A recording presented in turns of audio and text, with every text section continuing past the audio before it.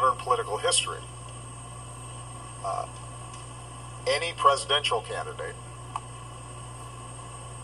trying to discredit the elections and the election process before votes have even taken place. I come from Chicago, so I want to be honest.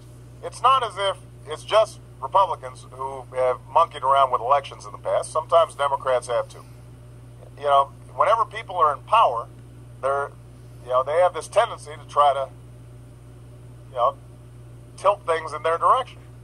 Every expert, regardless of political party, regardless of ideology, conservative or liberal, who has ever examined these issues in a serious way will tell you that instances of significant voter fraud are not to be found. That's why we've got to have I believe, a voting rights division in the Justice Department that is nonpartisan and that is serious about, investigating cases of vote fraud, is serious about making sure that people aren't being discouraged to vote.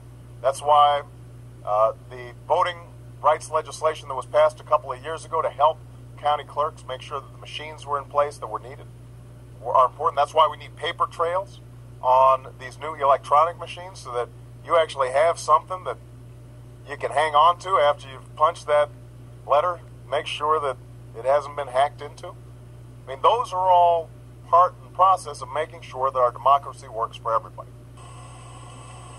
It's unprecedented.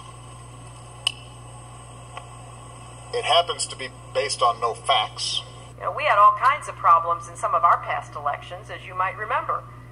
In 2000, our presidential election came down to one state where the brother of the man running for president was the governor of the state. So that is both irresponsible and, by the way, doesn't really show the kind of leadership and toughness that you'd want out of a president. And this is very near and dear to my heart because when I was a lawyer, I practiced voting rights law and filed a lot of lawsuits. And so I've been working on this for a long time. I think the more people participate, the more they are paying attention. Ultimately, the better off everybody is. Okay?